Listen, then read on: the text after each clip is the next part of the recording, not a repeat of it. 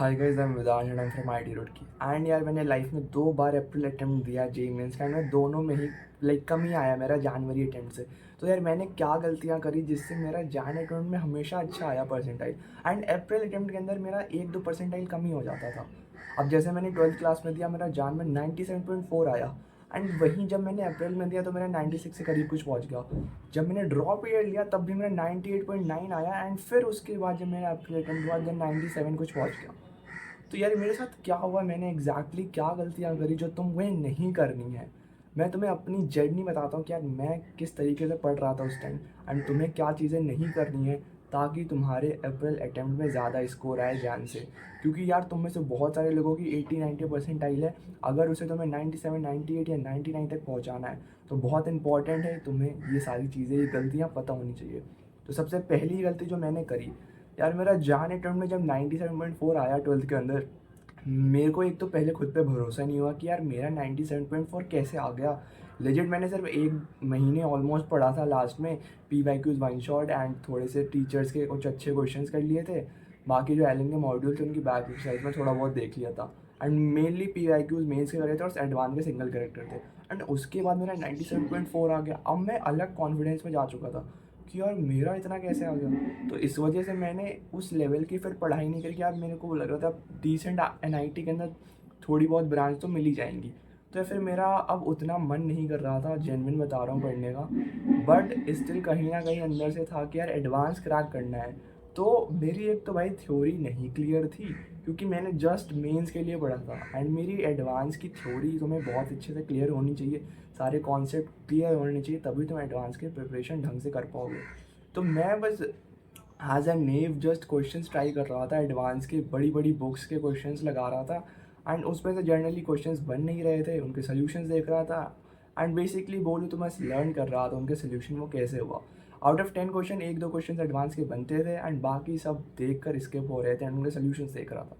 तो सबसे बड़ी मेरी यही गलती थी कि यार मेरी अभी थ्योरी कॉन्सेप्ट क्लियर नहीं था। Instead of focusing on April attempt मैं एडवांस पर फोकस कर रहा था, जहाँ पर मेरा कुछ अभी थ्योरी बेस क्लियर नहीं हुआ, एंड जिसकी वजह से मेरे अप्रैल में तो कम आए, उसके अलावा मैं 12th क्लास में एडवांस में भी फेल कर गया। मेरे जस्ट 50 मार्क्स आए, एंड मैं क्वालिफाई नहीं कर पाया एडवांस के लिए, क्योंकि 93 समथिंग कुछ स्कोर चाहिए होता है, और पता नहीं कितना, मतलब याद नहीं, बट 53-52 समथिंग मेरा एडवांस में आया था और मैं क्वालिफाई नहीं कर पाया था। एंड जिसकी वजह से मुझे यार बहुत बड़ा झटका लगा कि यार मैंने इतनी सारी प्रिपरेशन करी, एडवांस के क्वेश्चंस करे, एंड अब मेरा क्वालिफाई तक नहीं हुआ। तो फिर मैंने लिया ड्रॉप। अब ड्रॉप के अंदर मैंने डिसेंट तरीके से पूरे लेक्चर्स देखे, पूरी थ्योरी पढ़ी, क्वेश्चंस करे, पी वाई क्यूज़ करे, डी पी पीज़ लगाई, एडवांस के पी वाई क्यूज़ करे। इन सब को करने के बाद मेरे अंदर थ्योरी का नॉलेज भी था, कॉन्सेप्ट भी सारे क्लियर थे, पी वाई क्यूज़ भी कर रखे थे, मॉक पेपर भी मैं रेगुलर देता था। तो प्रॉपर एकदम अच्छा टॉपर वाली वाइब आ रही थी कि सारी चीज़ें अच्छे से चल रही हैं। एंड जब फिर मैंने मेंस दिया, मेरी जान में अच्छी परसेंटाइल आई 98.9। फिर उसके बाद क्या हुआ कि यार अब मेरा फिर से वही फेज आया कि यार अब तो अच्छी ब्रांचेस भी मिल रही हैं डिसेंट कॉलेज में, अब मुझे मेंस का क्यों पढूं।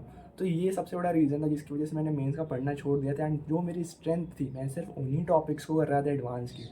तो अब ड्रॉप ईयर में मेरे पास क्योंकि पूरा फोकस था, मेरे को आईटी ही निकालना है, एंड मेरे को अच्छी खासी रैंक चाहिए, एटलीस्ट 10K के अंदर चाहिए, तो मैं उस हिसाब से ही पढ़ने लगा था, एंड पूरा फोकस मैंने एडवांस के अंदर कर दिया था। हार्ड क्वेश्चंस कर रहा था, अच्छी अच्छी बुक्स के क्वेश्चंस कर रहा था। इस बार क्वेश्चंस भी हो रहे थे क्योंकि थ्योरी अंडरस्टैंडिंग और पूरी कॉन्सेप्चुअल क्लैरिटी थी मेरे पास, तो इस वजह से मैंने एडवांस की प्रिपरेशन करी। अब ये बहुत इंपॉर्टेंट है कि तुम अपने आप से इंट्रोस्पेक्ट करके जानो कि तुम्हारी प्रिपरेशन किस लेवल पर है। अगर तुम्हारी थ्योरी कॉन्सेप्चुअल चीज़ें नहीं क्लियर है, देन आई से तुम अभी अप्रैल अटेम्प्ट पर ही फोकस करो, एडवांस की प्रिपरेशन मत करो। अगर तुमने करी देन तुम्हें जो मेरे साथ हुआ था वो फेस करना पड़ सकता है, क्योंकि इस बार कंपटीशन और भी ज़्यादा है। तो सबसे पहले एक एलिजिबिलिटी क्राइटेरिया को क्रॉस करो, एंड मेंस में ढंग की परसेंटाइल लो, एक ढंग के कॉलेज को सिक्योर करो। And instead of preparing for advance, तुमसे मैं जेन्युइन बता रहा हूँ नहीं होगा। तुम क्वेश्चंस करने जाओगे, अच्छी बुक्स के करोगे, मे भी तुमसे 1-2 क्वेश्चन हो जाए, बट वो एक फॉल्स दिमाग में चीज़ें बन जाएंगी कि यार मेरे से क्वेश्चन आ रहा है, मैं एडवांस की प्रिपरेशन करूँगा, मेंस में नहीं करूँगा। बट मैं तुमको यही बोलूँगा कि अभी पहले अप्रैल अटेम्प्ट की थोड़ा फोकस करो। अगर तुम्हारी परसेंटाइल कम है, अगर अच्छी है, देन एडवांस की साथ बाय साथ, जैसे तुम्हारी 90 to 93, देन यार एडवांस करो साथ में।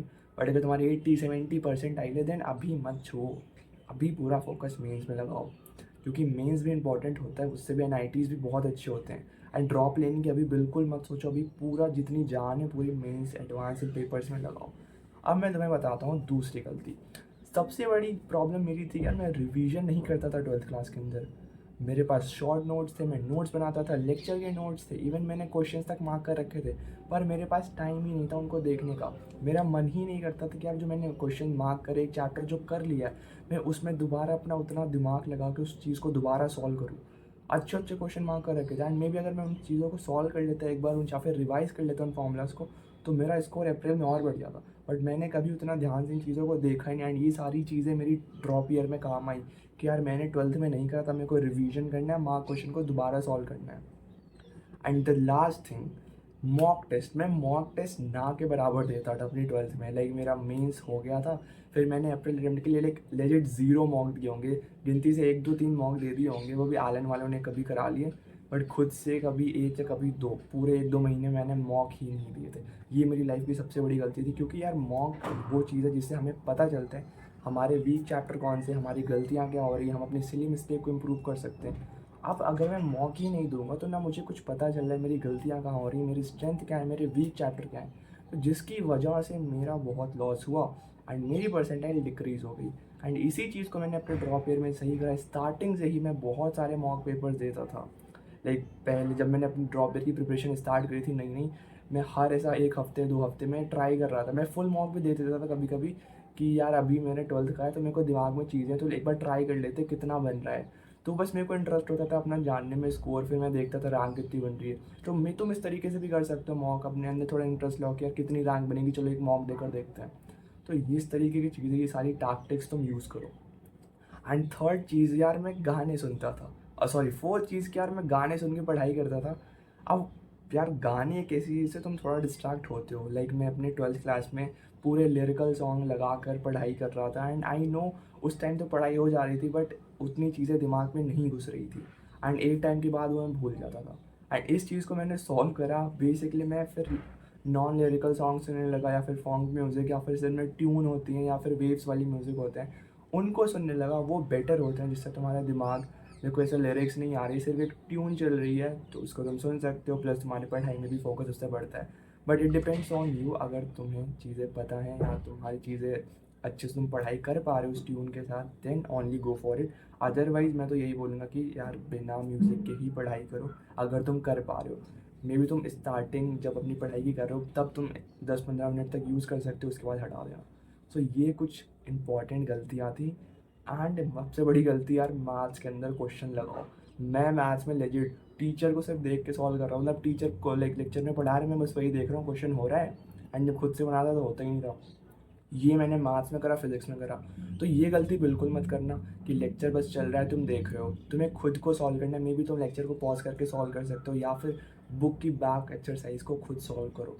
जब तक तुम क्वेश्चंस नहीं करोगे तब तक कुछ नहीं होगा। And do mark the question जो हार्ड होते हैं।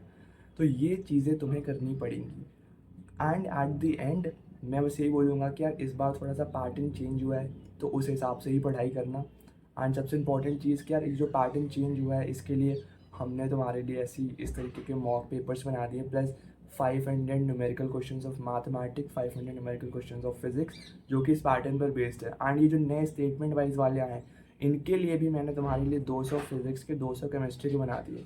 एंड फिज़िक्स और मैथ्स की हैंडबुक, ये सारी चीज़ें तुम्हें एक बंडल में मिल रही होंगी 99 रुपीज़ का। ये पूरा बंडल जो तुमको बहुत ज़्यादा हेल्प करेगा अपने अप्रैल अटेम्प्ट में, ये इसकी लिंक डिस्क्रिप्शन में डाल दी है। अगर तुम्हें इन सारी चीज़ों की नीड हो एंड तुम्हारे पास ऐसे मॉडिफाइड नए पैटर्न वाले क्वेश्चंस ना हो, देन तुम इसको रेफ़र कर सकते हो। डिस्क्रिप्शन पर लिंक है, जाके चेकआउट करना। काफ़ी सारी चीज़ें हैं।